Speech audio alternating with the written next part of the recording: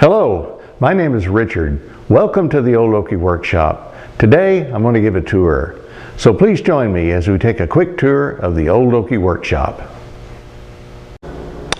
Here's a floor plan of the house, and the Old Okie Workshop is built into the third bay of this 3-car garage, which is right here. And so this is a 2-car bay, this is the single car bay over here, the third bay, and you'll notice this thing is splayed out from the other one at an angle like this, giving a triangle here in the middle for a little extra space, which is really, really nice. So it's a little bit bigger than your ordinary single car bay, and that's very fortunate. This house has got a ton of angles in it, as you can see. There's angles all over the place. This hallway jogs down like this. There's a big angle in the kitchen. So whoever designed this thing did a fantastic job, and I love all that, and I get all that extra space in the workshop. This is a view of the workshop from the 2-car garage side. So we'll swing around here. This is a 2-car garage door. Here's a door that goes out into the driveway, and that's a really handy thing. If you're going to build a house, be sure the builder puts in a door like that. I'm the only one in the neighborhood that has a door, what I call a human door there. Everyone else has got to open the garage door to go out on the driveway, so that's a real disadvantage. So I'm lucky. Here comes the big picture wall, and then this is the entry into the house. It goes into the kitchen. There's a side view of the recycling center, and we get over here to the men's room in the corner.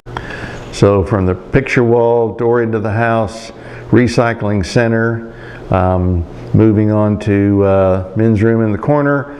Here's some uppers and lowers I put in. I got a sink there in the middle. Mighty handy to have that out in the garage to clean paintbrushes and wash your hands, that type of thing. Spare refrigerator and freezer. And then I've got a treadmill, work out here 3 times a week, so I got a treadmill. Then we come to, I got a foot locker there that's got a plastic tub in it that seals up with a lid with all kinds of rags and cloth and drop cloths and blankets and beach towels and stuff like that that you need from time to time. Keep your work from getting scratched up, throw it on your workbench or whatever.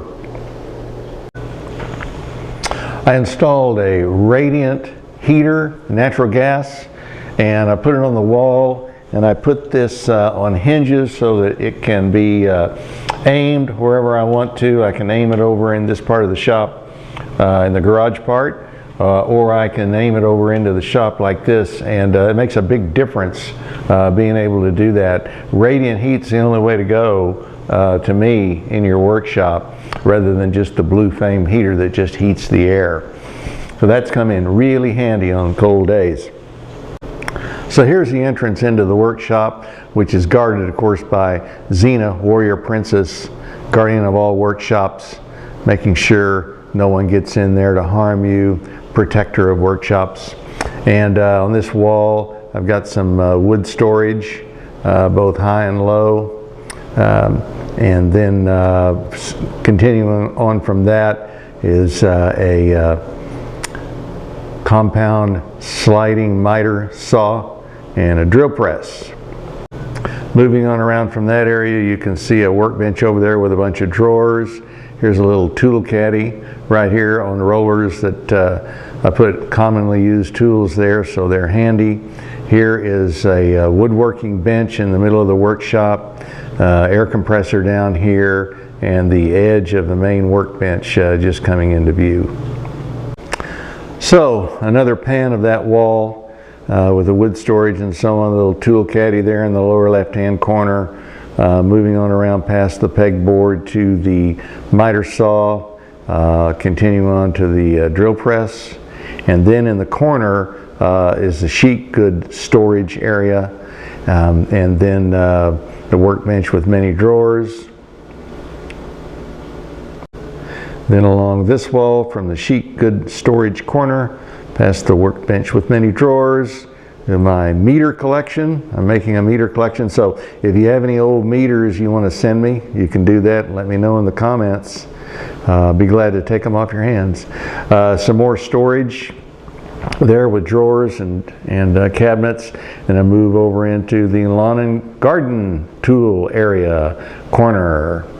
Got a bunch of tools stacked in there. In fact, there are 10 shovels, 3 brooms, 3 rakes, 2 sledgehammers, 2 axes, on it goes. There's a lot of tools in there, stacked in there, and you can get that done if you just you know, place them in there very neatly instead of having them strung out all along the wall.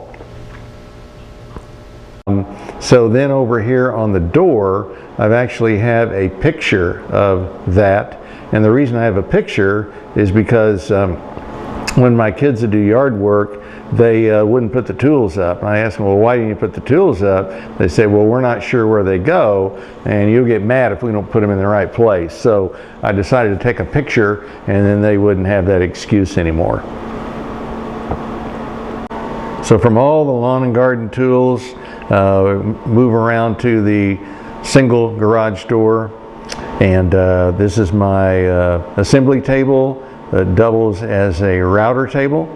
I've got a video on that.